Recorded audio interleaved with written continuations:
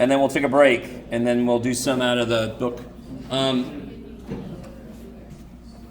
Anybody have an idea about 1a? Yes?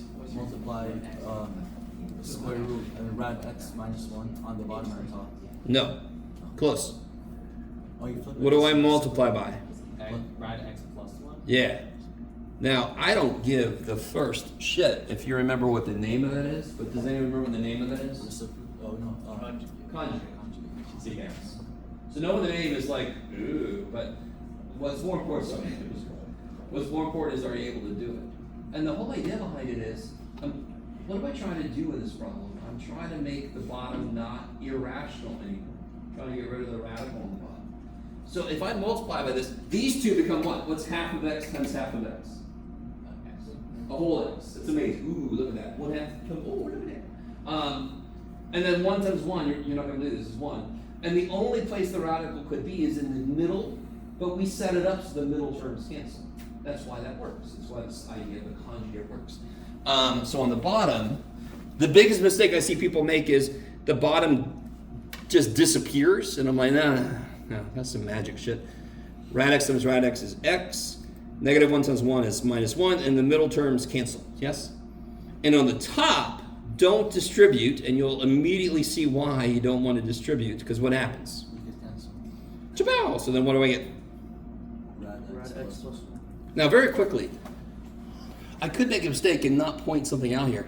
What x's is this true for?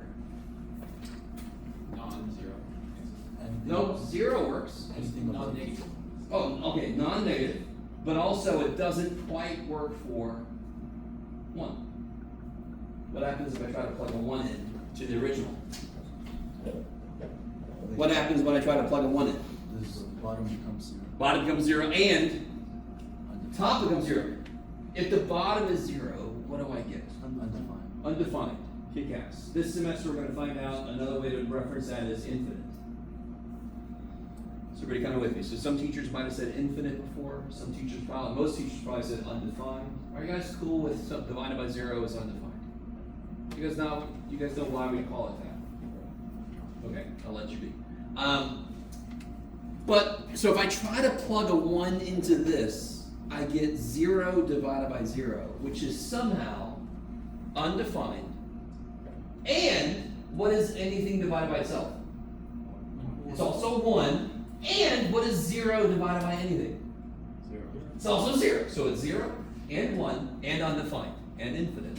And what the shit? And stop talking now, Jeff. This is going to be a huge part of our life in the first part of this class, is analyzing expressions like this. Do you all agree with me that something very strange happens at 1? We just went over it. If I try to plug a 1 in, the answer is trying to be 0, 1, and infinity all at the same time. So let me ask this again. Do you all agree if I try to plug a 1 in, something really weird happens? Okay, so a huge part of this class is, if there's somewhere that something really weird is happening, we just get really close to it to investigate. So if I'm walking into the forest and I see something glowing, now some of you guys may be like, I played enough of these games, man, I turn around. But you might go, what is that thing? Oh, I don't know what that is. We're not going to touch the damn thing, are we? Because that's when the movie starts. You know, you guys kind of with me? That's like the Blob. You ever seen the Blob? Guy sees someone crash and he's like, oh, and he crawls on him and the movie happens. Don't let the movie start with you. All right, let somebody else come along and get the movie started.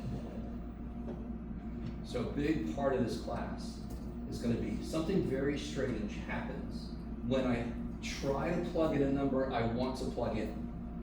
How can we investigate what that means? We're going to develop ways. But notice this. Do you all agree with me that this is a huge part of math? How does this relate to this? How does this relate to that? How does this relate to that? You can do it. What did we multiply this by?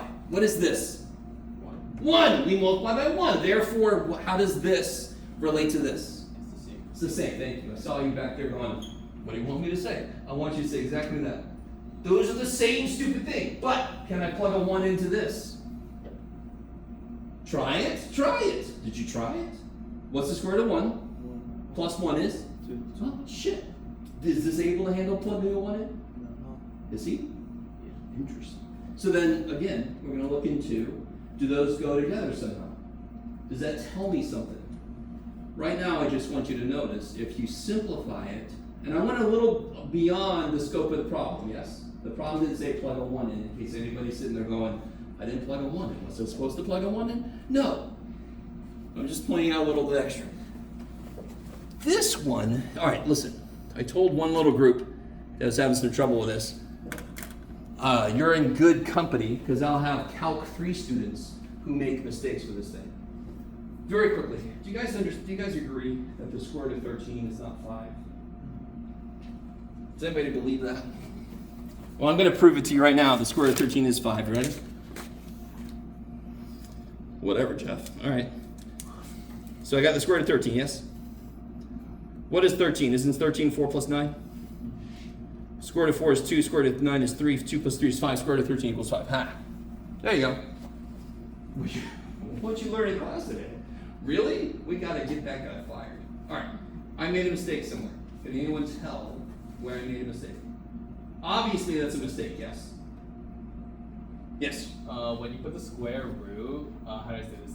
When you, the plus, you don't do it individually. Kick ass. What are exponents based on? Because isn't this 4 plus 9 to the 1/2 power? Yes, is everybody cool with that? Yeah. A radical is a square root is a 1/2 power. What are exponents based on? If I asked you to figure out 7 cubed by hand, what would you write down for yourself? Just read it multiplication. Yeah, so exponents are based on multiplication. Therefore, they will not play well with addition. They can't. They're not based on addition. What is based on addition? What is based on addition? Coefficients are based on addition. Right? 3x literally means x plus x plus x. So is this easy? Is this easy? To simplify this. What would you do to simplify this? 3x plus 9. Okay, why was that so freaking easy? Because coefficients are based on addition, so we'll play well with addition. Exponents, therefore radicals, are based on multiplication. They will not play well with addition.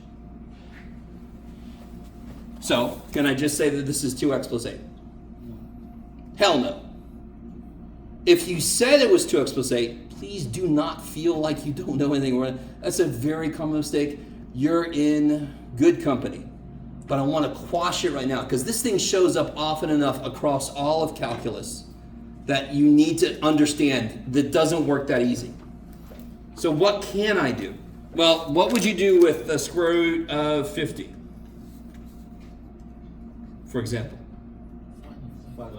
You break it up into a part you can do and a part you can't do. By the way, which is the same dumb thing we do with this. Can you divide 9 by 7 easily? No. So if I break it up into a part I can do and a part I can't do, I get 1 2/7 because I broke it up into a part I can do and a part I can't do. So then I do the part I can, I leave the part I can't. You guys with me? Very different way to do mixed numbers.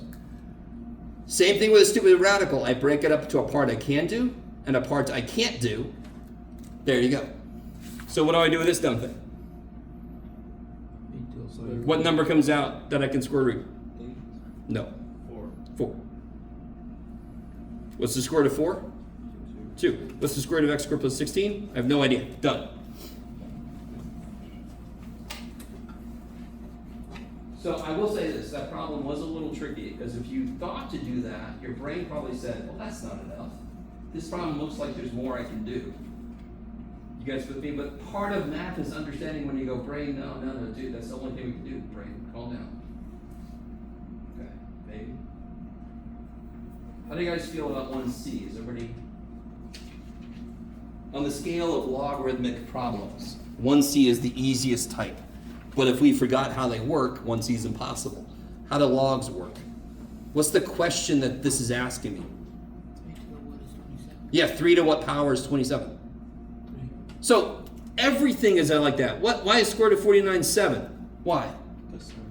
Yes, and how do you know to do that? Because we've internalized the question this asks. Yes? You're going to be learning new symbols this year, this summer. You're going to be learning new symbols, and part of mathematics is just internalizing the question the symbol is asking. A lot of mathematics is shorthand bullshit. We're like, I don't want to write that much. And you've already seen how poorly I write, so you don't want me to write too much. So a symbol can have an entire little paragraph that it represents. And it's our job to catch up with that shit. You don't have to stop and say to yourself, Square tells me, what does it take to optimal? No, you just do it because you've internalized the question. Logarithms you haven't played with as much. So you got to kind of like tell the question to yourself. What do I raise the base to get the inside? Well, I raise it to the what power? Third power. So 3 to the third is 27. And my students that have taken me before, you can kind of see this is like putting into the washing machine, we called it. 3 to the third power equals 27. That's the washing machine. Okay, how we all do? All of these things show up throughout this whole summer. They're going to show up wherever they want to. So I want us to be ahead of it. How about this guy? How many terms are there? How many terms are in this problem? 2. How do you know? Because they're separated by plus or minus. What's the only thing that 2 terms could be? What kind of factoring methods work for 2 terms? Okay, GCF always kind of works in the background. Is there something that can take out of both? No. 2 terms, what works?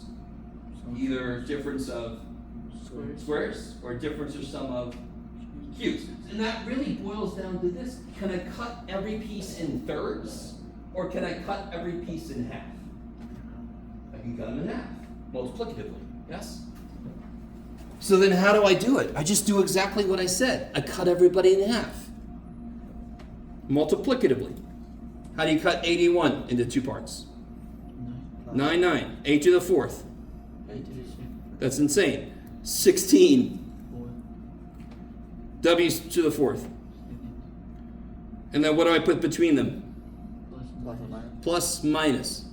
One of these can go further if I'm restricting myself to using real numbers, which we always do unless it says otherwise.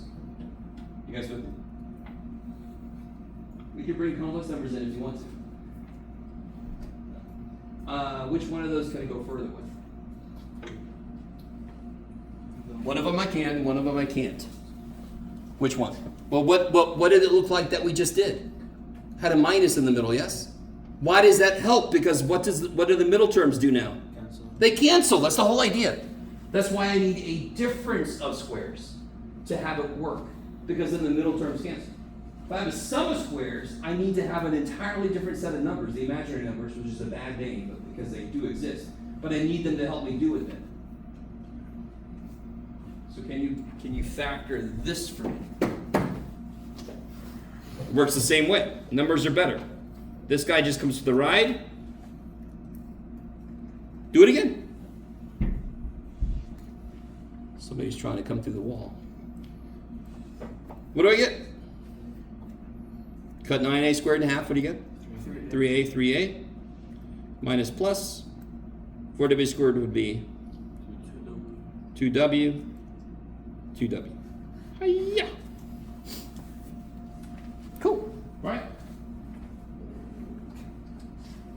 Same thing as 18 is 2 times 9, which is 2 times 3 times 3. You kind of keep going until it's fully factored.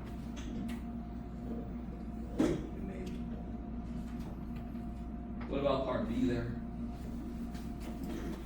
Somebody said something earlier that's exactly the kind of problem this is. How many terms are there in 2B? 2. Good, 2. This one and that one. What do they both have? Do they both have a number in common? No negative expression. True, but do they both have at least a number in common? Yeah. Yes. What number do they have in common? 4. Do they have a certain number of n's in common? How many? 1. What else do they both have? That's the expression. You. Do either one of them have a 5? No. Do either one of them have a negative 5? No. Does 8 have a 4 in it? Yes, because 8's 4 2. Does 8 have a 5 in it? No. But it's 5 plus 3. See, addition and subtraction don't mean shit when we're factoring, because factoring is undoing multiplication. So, they both have a 4. They both have an m. And they both have 2 minus 5. Good. So they both have a 4. They both have an m. And they both have a 2m minus 5. So what's left in this first dude? The square. Huh? How many m's were there? 2. How many did we take? 1. So how many m's are left? There we go. The 4 we took. It had 1 2m minus 5. We took it. Done. Is everybody with me? So the first term is here.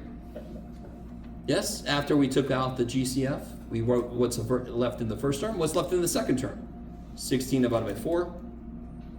It had an m. We took it.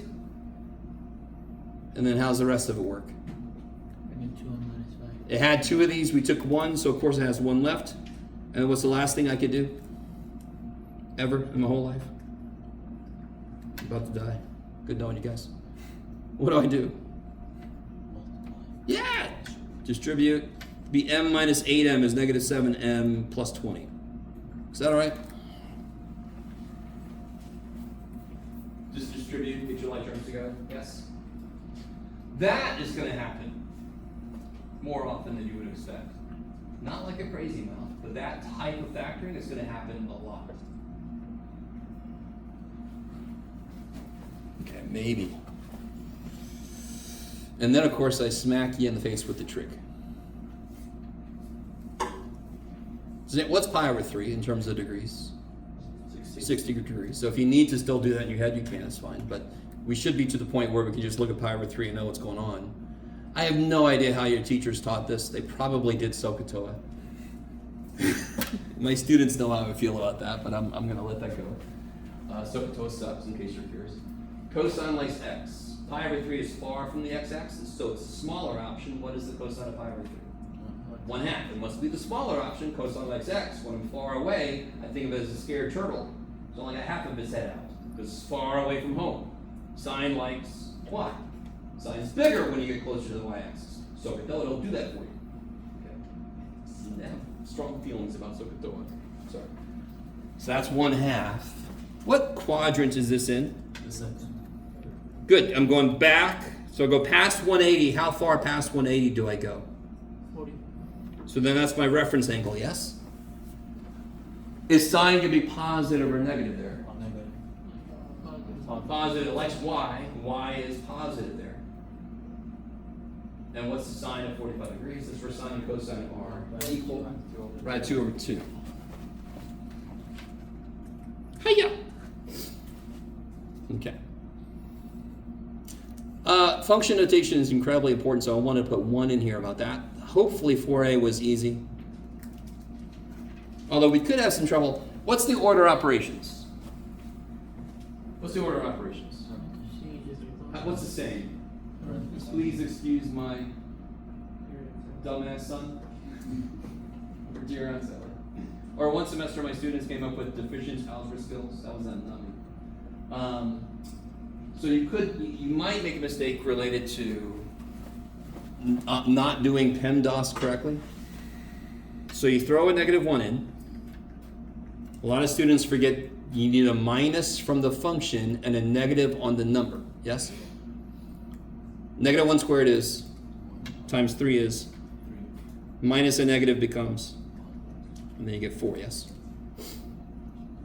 This one, what do you think students do? Set it equals. No, that's what it asks you to do. What do you think students do? They plug a 0 in. That would be f of 0. That's not what I'm asking. I'm saying take f of x and set it equal to 0. You literally just replace f of x with what it is. Yes? If I wanted you to plug a 0 in, I would have said, what's f of 0? I didn't, so I don't care. How do you solve this? Factor. Good. So x is 0 and 0 1/3. Kick ass. Kick ass. That is going to be the very quick, hopefully, very quick little last couple steps. Almost always, the first couple steps are calculus, and the last several steps are algebra. So it became the calculus saying, man, I escaped algebra. Think, no, I mean, there's a lot more algebra coming. Okay. And then real quick word about the bonus. Did anybody try the bonus out? This one, what do you get when you try to plug a 0 in? Undefined. Worse than that. This was undefined, yes? Something divided by 0 is undefined. What is 0 divided by something? 0. So what is 0 divided by 0? 1. Does not exist. You ready? It's indeterminate. I think there's an N there. I can't spell. Indeterminate. I cannot determine the answer the way it is. Now, just to do this very quickly, I don't want to spend a ton of time on this because if I multiply top and bottom by the conjugate of the top,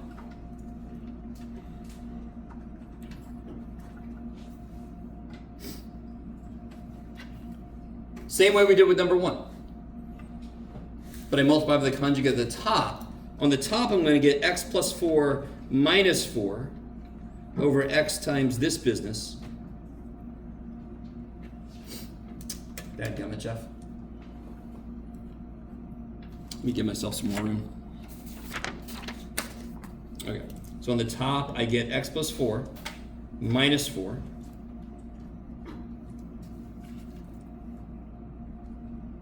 These cancel. What do you get when you plug a 0 in now?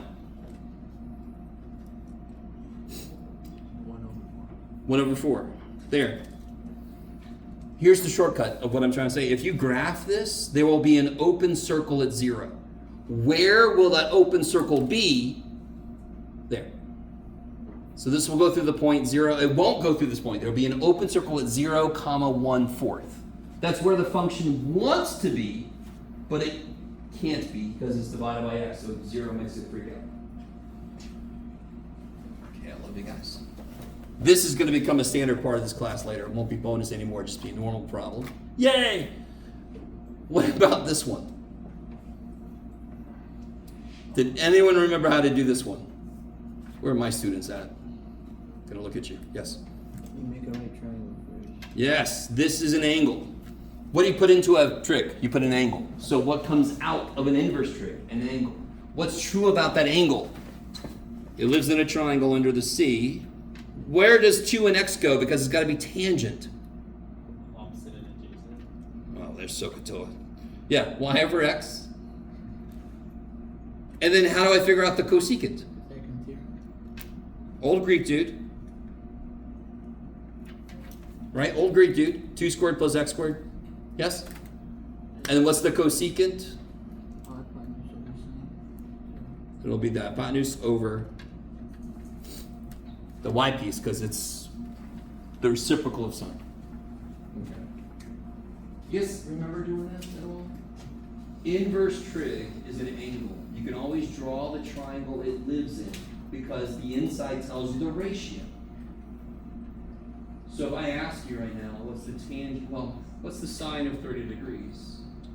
What would you say? What's the sine of 30 degrees?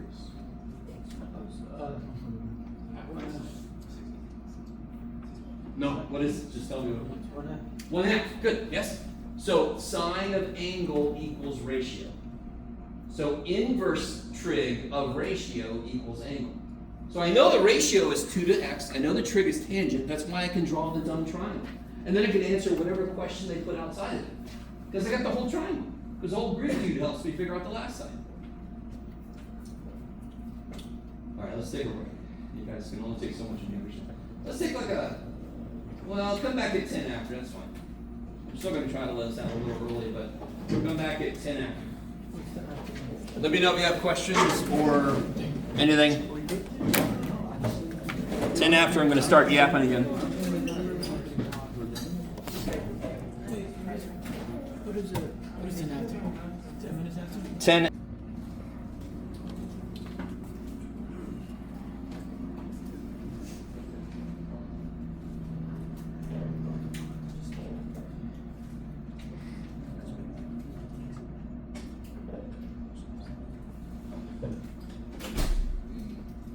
Some of us didn't make it back.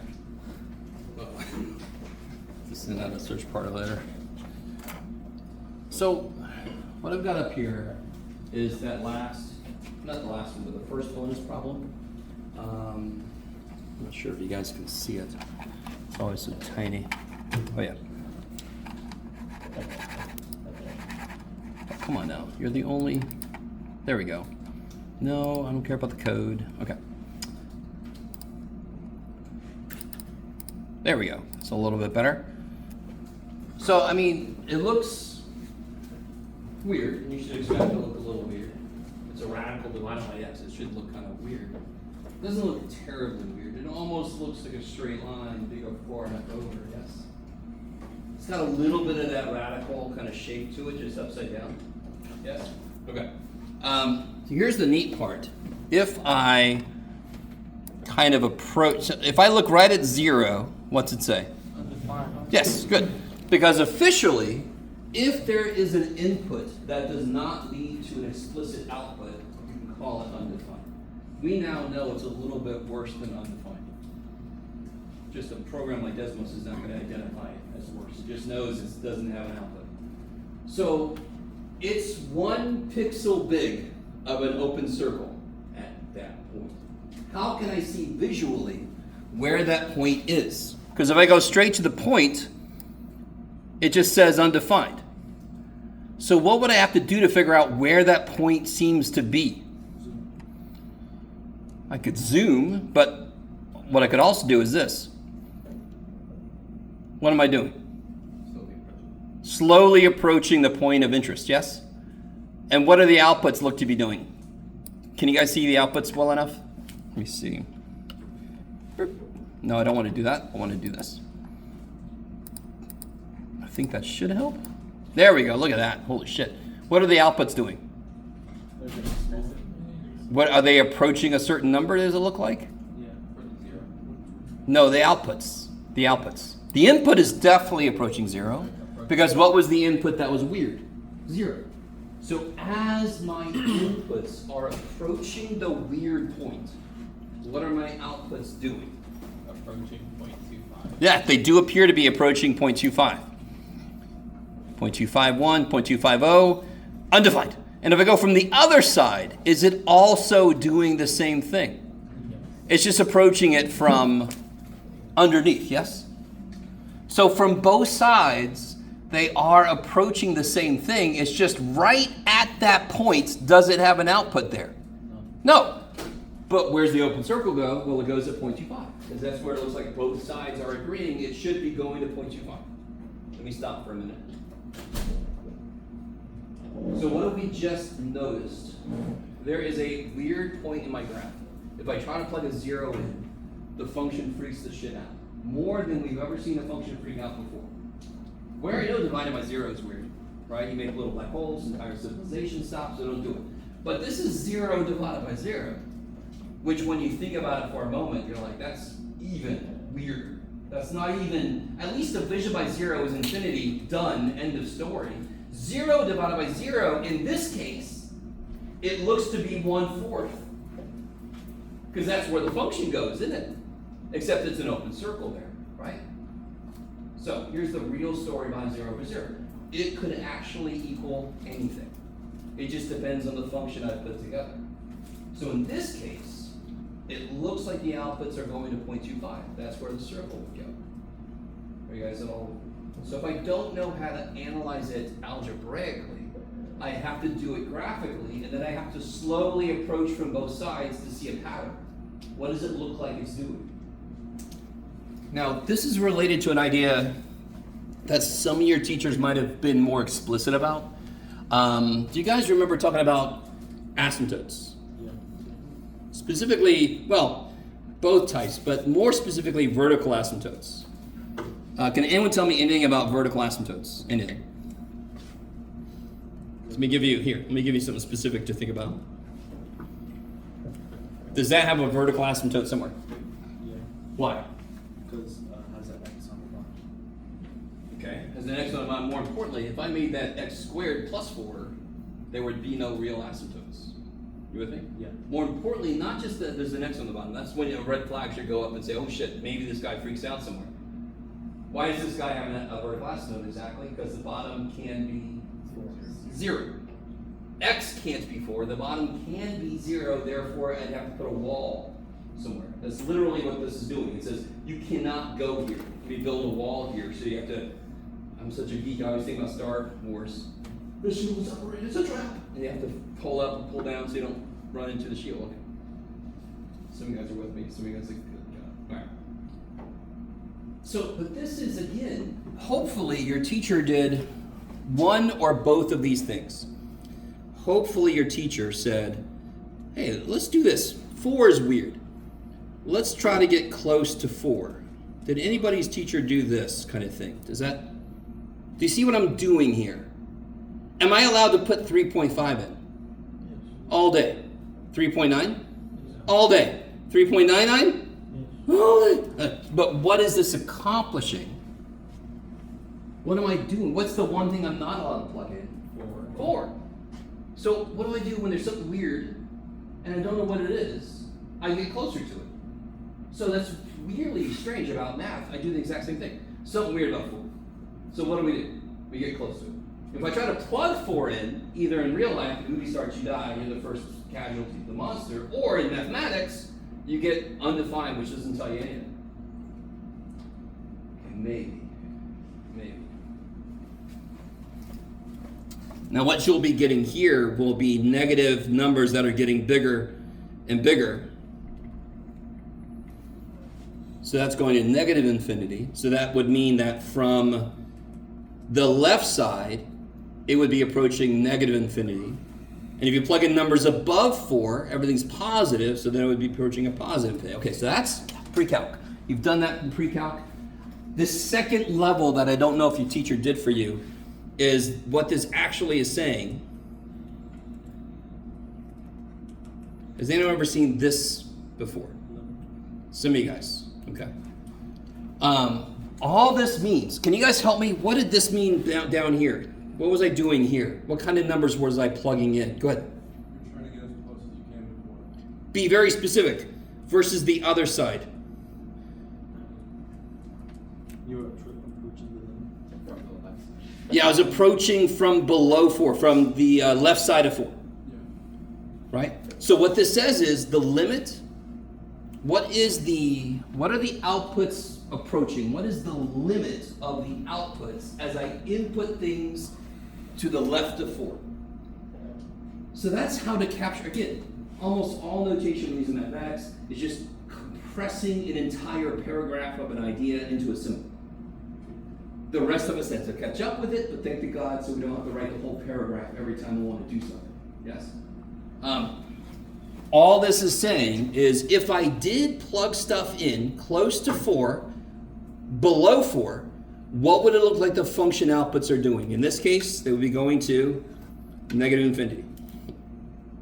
And if I go from above, they would be going to positive infinity. And then you get this weird, extreme behavior.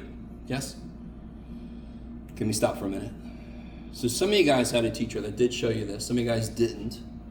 But that's the idea of this limit. So this is a huge idea in calculus. This is what underpins everything we're going to do. This is what gets everything started. And to be really honest, we learn 2 things in calculus. We just do a shit ton with both things. And there's a few things that go into really developing the ideas. The first idea we're going to learn, we have to understand limit before we can get there. So mathematically what a limit does is it allows us to investigate positions in our function that otherwise would behave in ways we don't know. It allows us to do the equivalent of this in real life. What are you? Right? It's effectively what it's doing. Okay. So coming back to this, as I approach 0 from the left side, the limit is 0.25.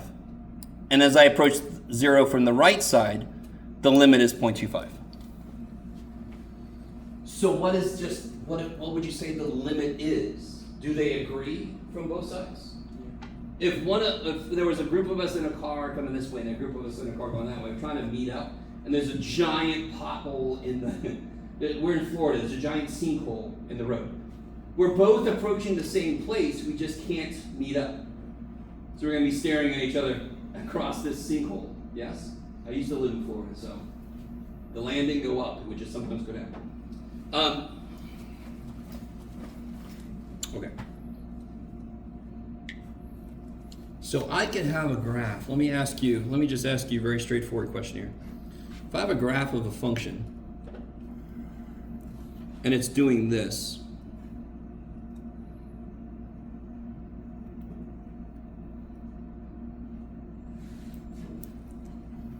let me just ask you a very straightforward question. Don't say anything for a moment here. Just think about this. So this is the function f of x. First question I have actually is, what kind of a function is that? What kind of a function is that?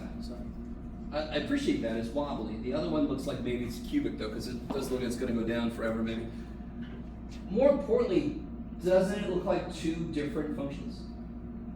Do you guys know about functions that are defined in pieces? In fact, the name is piecewise, yeah. So this would be a piecewise function. Most functions that have very radically different behavior are going to be defined piecewise. They pretty much almost have to be. There are some functions that don't need to be. They actually have this weird thing that's built into them. But this kind of like teleports, right? Or you can think of it as a group of us are in this car, and a group of us are in this car. This car here, where does it look like they're going? As they approach position 0. Where does this car look like they're going? Looks like they're going to 0. Can you guys, you don't understand how big this is. People have so much trouble about which way to look on graphs. When I ask this question, I'm very excited right now. I'll be fine. As my inputs approach 0, my outputs approach, like you just said, 0. Yes? So as I approach an input of 0 from the left, that's what the little negative sign means, my outputs are approaching 0. What about as I approach 0 from the right? What are my outputs doing? They're approaching 3. Now here's a huge thing about limits. Limits do not give the first shit what is happening at the place.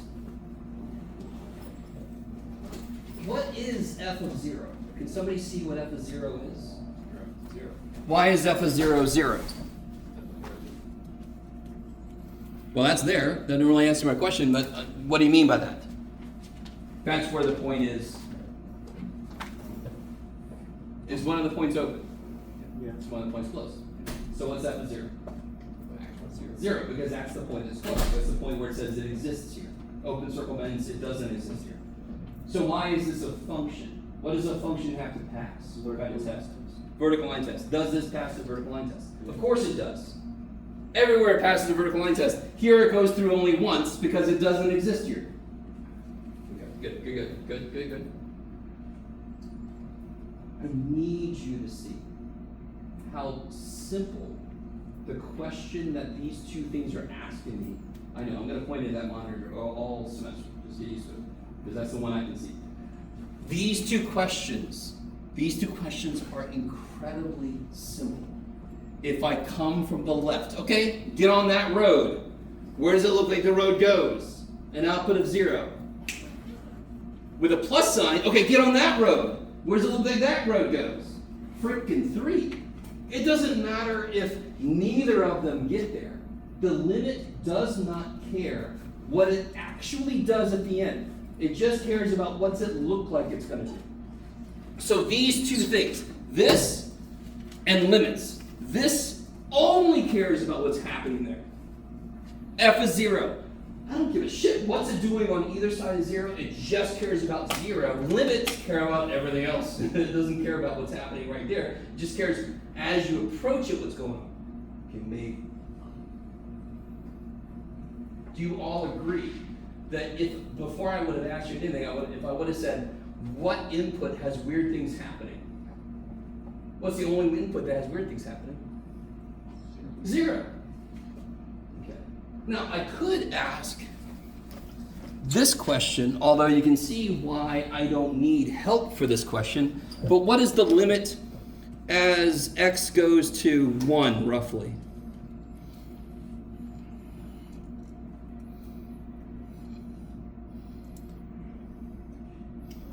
So let me give an estimate. It's a little more than 3, right? We'll say like 3.3 maybe. Is that cool? Do you guys see that? Why do I now have to put a plus or a minus on here? Because from both sides it's approaching 3, maybe even 4. Maybe I should have made it bigger. You guys kind of with me? So I could ask limit questions about any point on a function graph. It just kind of doesn't make sense to ask unless it's a weird point. So the idea of limit is just broader. It just always is there. But when is it useful? When does it help me when I'm analyzing a weird point? A teleportation point like this one? Or what about this one? Oh, by the way, before I leave this behind, what is the limit as x goes to 0 just by itself?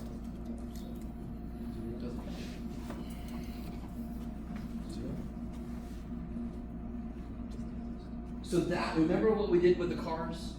The limit was something because they both agreed on where they ended up. Do the cars ever go towards the same place? Do the limits from both sides agree? This is really silly. I need you to understand how silly this is. Can I consolidate how I talk about the limit? Is the limit equal to something? Well, the limit from this side is 0, and the limit from that side is 3. Can I consolidate those into one statement? No, because it's got 2 different places it goes. So what is the limit as x goes to 0? Not undefined. It does not exist.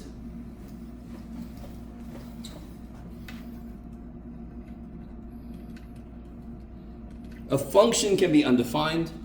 A limit does not exist. If it doesn't agree, it doesn't exist. Yes? Just to reiterate, if it's coming to the left or coming to the right, there's most likely some sort of limit to it. But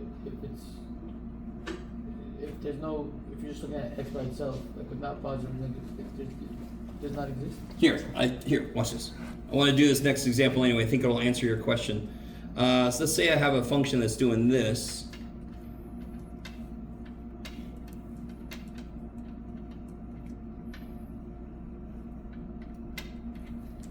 Okay, yes? What is the limit as x goes to 1? I'm going to call this g of x just because of g of x. 2. Yes. And if I ask you plus or minus, it's going to be 2 and 2. That's why I don't have to put a plus or minus, because they agree. I can consolidate both statements into one. You guys kind of what you said. Okay. What is f of 1, though? I'm sorry, g of 1. Forgot I call this g. Is it 2? Yeah, what is g of 0? It's about 1.2 or something, yes? Because there's a point there, yes? So what is g of 1? Yeah, there's nowhere that has an output. Is there a point at 1? Nope. So what's g of 1? Undefined. Yes? So if it's a closed circle, then it will be 2. Do it again. Yeah, okay, wait a minute. So g of 1 is undefined. What if I had the exact same picture, but I put that there? What's the limit as x goes to 1? Still 2, because again, the limit is not affected at all by what's actually happening at the point. Why? Because the limit never gets there. I never get to x equals 1. The limit as x approaches 1. It never gets to 1. Not only does it not know what's happening there, it's not supposed to. It's not built to. It's not its fault. It's just that's not its job. But what is g of 1? So this one is funny. This one I call the city trying to do something with a pothole, and in this, You drive down the street and they're like, let's see if they fixed it, and you see a big pile of asphalt on the side, like, damn it, they missed the damn thing. Are you guys all with me? That problem. If there was a pothole in the road, would you say that problem is removable? They could have removed the problem. You all agree with me? If there's a pothole in the road, they could have removed the problem if they would have just filled it in. Did they remove the problem? No. It was removable, they missed. You guys going with me? Because later this semester, in fact, I'll just tell you this right now, this is called a removable discontinuity. Holy shit. Is the road continuous? Yes. No. There's a break here, isn't there? So this is what kind of discontinuity is it? Removable. They could have removed it if they would have just put that shit there. It would have been removed. It could have gone smoothly. This one, what do you guys think this is called? What does the function do? It goes here and then it, jump. That's a jump discontinuity. Holy shit, it's so neat when math uses frickin' normal language.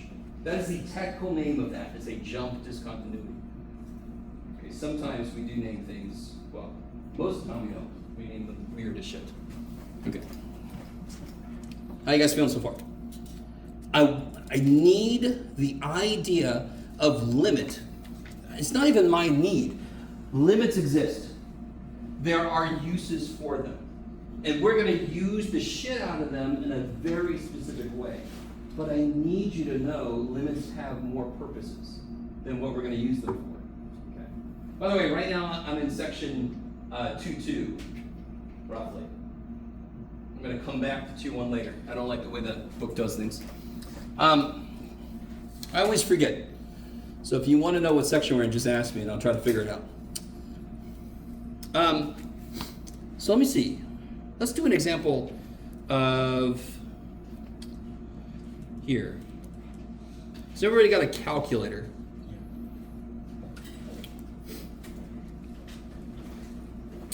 What you got, Jeff?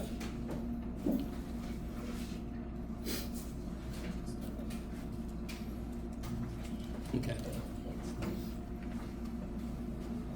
Y'all have a calculator? Did I bring one? Probably not. I'm still in summer mode. I ain't got a calculator. Okay. So, real quick, why would I need to approach this carefully? Why is the answer not just like infinity or something? Because you can see the bottom has got a problem too. Yes, the bottom becomes 0. What do you have to check also? The top. So in the past, you could have just said undefined, maybe even infinite. But now we know if the top is also 0, that's an issue. The answer could be 1/4. We just did a problem earlier where the answer was 1/4. The answer could be 18,000,007. It could literally be anything. So how do we figure out what it is? Well, we do one of two things. What we're going to do right now with your help is we're going to make a table of values. Can somebody tell me what's a really good set of inputs to use? 1.5. Do it again. 1.5. Yeah, 1.5, 1.9, 1.99. And then if I come from the other way, I could do 2.01, 2.1, 2.5. Now, this is not the only way to set up a table of values. Do you notice a couple things? I am getting closer to, I gotta be really careful also, I just was really silly. Half of this doesn't work because of what I chose here. Can everybody take a second and make this a cube root? Before I did that, what's wrong with, actually no, we're fine. Leave it a square root. I think I'm remembering a problem I wanted to make. This one is okay. I was a little overly cautious. This one's fine because all the square root inputs are still positive when I use these numbers. Sorry. Can you guys do this in your calculator? Let's do it like this. Can somebody do 1.5? Somebody do 1.5 for sure. Anybody? Do 1.5. I'm trying to help us out here. Can somebody, here, who's got a calculator? All right, you do 1.5. You do 1.9. Who's got a calculator? You do 1.99. Yes? Who else has got a calculator? You got a phone? Yes. 2.01. Don't get used to that test. You can't do that shit. Who else has got? Oh, you got one 2.1, and you do 2.5. Everybody else pick one if you want to and try to do it in your calculator. Be very careful. Your calculator's dumb. It doesn't have eyeballs. So you have to tell it what the top is, yes, and what the bottom is. You don't want the calculator to have eyeballs, because the next step is freaking Skynet and then we're all dead. Yeah, we're looking at you all night. 0.49 What's that for? Sorry. for 2.01. Which one did you do? I'm sorry. 2.01. 2.01, you got what now? 0.4987. 0.4987. Kick ass. Thank you. Yes. For 1.99, I got 0.51 or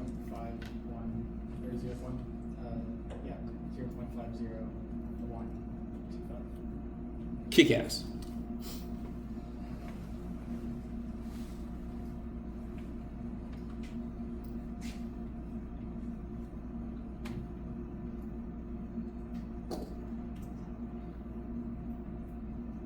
Yes. Negative 2.75. Which one is that? 2.5. 2.5? Oh, this one should be negative here, right? Unless I did it wrong. Oh, just because 1.99 minus 2 should be negative. Yeah. It looks like the right number, but we'll see. I'm sorry, what'd you get for 2 point? 2.5. Negative 0.2725. 0.2725? 5. Okay. For 2.1, it's 0.4880. 0.4880. Okay.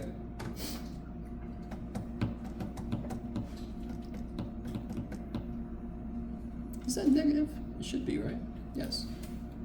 I didn't return negative. I think 1.9. Oh, no, I may be wrong. Okay, yes, you're right. The negative should cancel. Yes. So this should be positive here, yes? Okay. Maybe I shouldn't outsource too much. Let's see. So just to remind you guys, oh shit, I can't do that way. Darn it. I gotta run and grab a calculator. There is a way in your table to set it to ask. And then you could just input all of these and have it just give you all the answers, yes? So did anyone do 1.9? It should be roughly 0.512. Somewhere around there. It's 0.532. 5132? Okay. I got pretty close for in my head. And that 1.5 was 0.5858. Thank you. Blah, blah, blah, blah. Okay. Does it look like from the table that they are approaching something at 2? Yeah. Yes. What does it look like they're approaching? 0.5. 0.5. Could we be wrong? Yeah. Hell yeah, maybe the answer is actually 0.5000013. But we're just humans, right? I could make the resolution better. How would I make the resolution better? What do I mean by that? What do you mean, Jeff? Get it even closer. Get even closer. 1.999, 2.001, 1.9999, 2.000. Yeah, I could just keep getting closer and closer until I go insane. But normally, if I do about this much, I should be able to see the pattern, and that kind of informs me what it's approaching. So this looks to be approaching, looks to be, you can do it, Jeff, 0.5 or 1/2. Yes? What would that mean again for the graph of this function? Where would the open circle be exactly? No, that's not a point. But I know what you mean. What's the input? 2, and the output would be 0.5. So there would be an open circle at 2, 1/2. So if I graphed in Desmos, I blah, blah, blah, do the same thing I did earlier. You guys kind of with me? Because we see. So instead of looking at a graph that's given to me and doing it visually, completely visually, this is computationally, but then I still look at the pattern from both sides. So would it be like limit x minus 2 from the left side 0.5? Yeah, so if I do the limit as x goes to 2 from the left side, I'm just going to call all this shit h of x. We got to be 0.5, and the limit as x goes to 2 from the right side look to be 0.5. Yes? And therefore, since these are equal to each other, the limit exists. The limit exists. I could just write the limit as x goes to 2 without a plus or a minus, and that is simply 0.5. Now we know the function has no output there. But where's the open circle go? That's where the function is trying to go. Okay. I think that's enough. Oh yeah, let's try this out. Okay. I just want you to look at the front side of this handout. This is beautiful. You're doing good. By the way, as I hand this out, I want to point something out.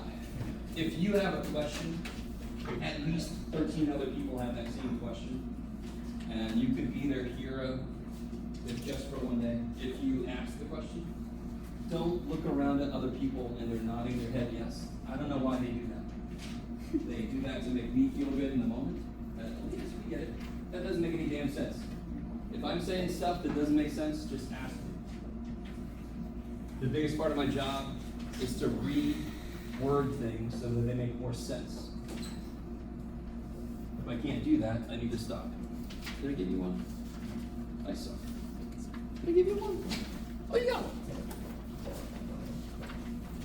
All right, so you guys, you can do this alone. You can do this with other people if you want to. I'm going to leave it up to you. Go ahead and give this worksheet a try.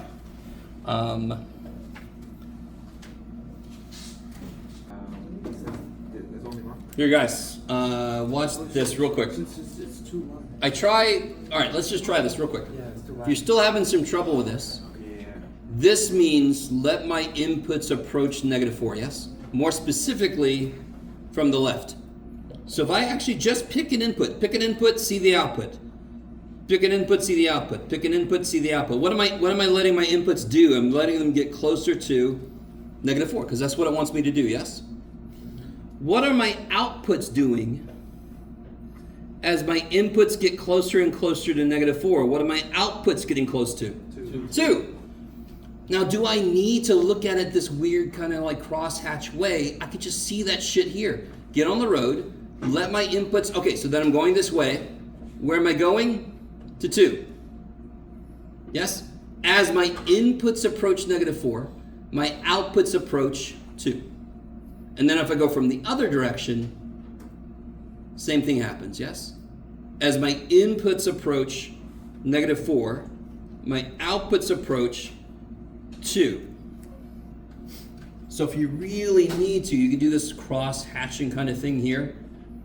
But you should be able to see it just from the road. Where's the road going from both sides? That's really all that question is asking. So in this case, both of these are 2. So what's the answer to this guy? 2. And that's just English. If I said, I don't know, what's a good example?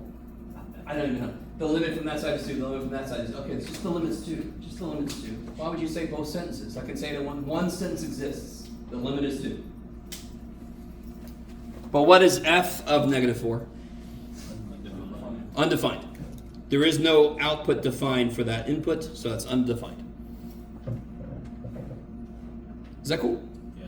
All right, keep going. I'm sorry. Someone help out.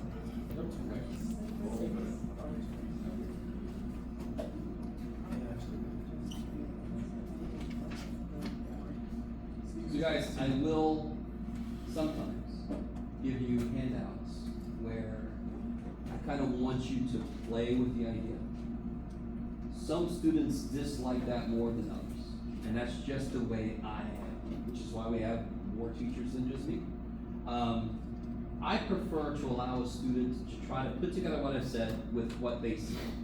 And then it becomes more owned by you, not just something that math dude in front of the room said. I'd much rather you have take something I've said and then push it to go along with what you see. I don't know if this makes any sense. That I will always come back and show you exactly how I would do it. I might show a couple different ways if there's a couple different ways I know about. Are you guys with me? Yeah. I will always come back to nuts and bolts. But I will begin with, very often, try what you can. And then what's the best time in the world to make a mistake? When I ain't gonna even look at it, right? So just try something, don't matter. Just try something. Especially when it's not worth any points. Okay. So if I look at this one, I want to approach 1 from the left. So I can actually just sort of like, I can do this. I did this for somebody else, and I just said, I don't care about that side then, do I? I'm approaching 1 from the left. So what is my road going towards then? As I approach an input of 1, what is my road going towards? What's the output going towards? 4. Do you guys see that? As my inputs approach 1 from the left, my outputs are approaching 4. So if I do from the right, if I'm on the road, what output does it look like I'm going towards?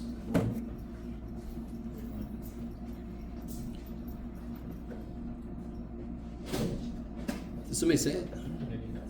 Looks like I'm going towards -2, yes? Okay. So can I consolidate that into one sentence? No, they have 2 different outputs, so I can't do that. So this, what's he doing? Does not exist. He's not existing, poor little guy. He didn't want to be on this, and now I say he doesn't exist.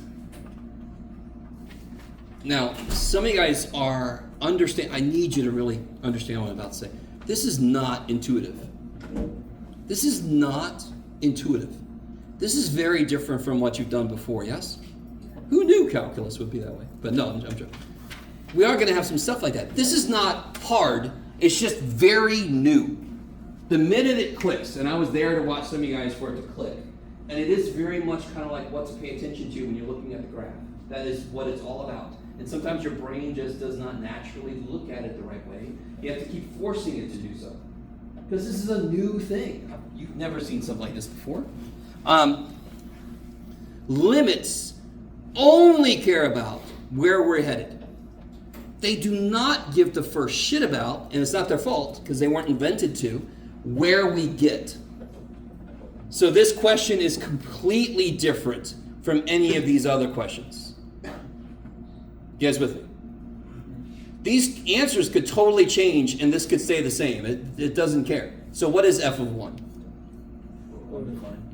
No, it's not undefined. Is there a point at 1? Yeah, so what's the output got to be? 4. How do I always know the output? If I have a graph and I just see where they put the point, that must be what the output was. The point is up here, so therefore the output's 4. It's also -2, but it's -2 after open circle, so we don't count it. So you only count the closed circle, right? Yes, so that first sentence you said is wrong then. It's not also -2, and you just explained why. There is no output that is at -2. For at 1, yes. The output at 1 is not -2. Because like you just said, there's no point there. I guess so. Okay. And you guys know this. You know that when you make an XY table, you put a point where the output was. So then this is backwards. Where did they put the point? Well, that must be what the output was.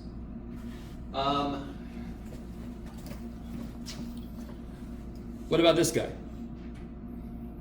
5. And you can kind of identify from both sides of the road, bless you, they're both approaching 5, yes? As my inputs get close to 6, my outputs get close to 5 from both sides at 6. What is the output? 2. Because that's where they put the function. Oh, and I forgot. What's this limit? 5. Because these two agree, I can consolidate it into one sentence.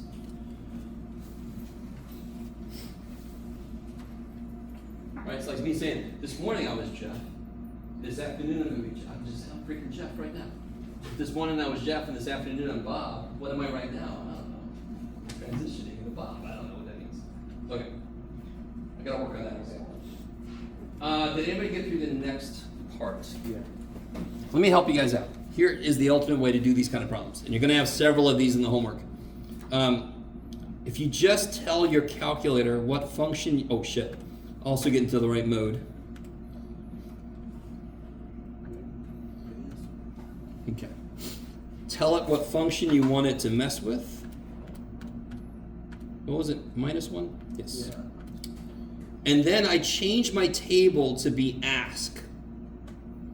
And when I do that, I have a traditional XY. In fact, let me delete some of this crap. So now I want to put 0.9. Jeff, you could do it, buddy. 0.9, 0.99, 0.999, 1.01, 1.1. Okay. And then I can see, and I can copy it down for me.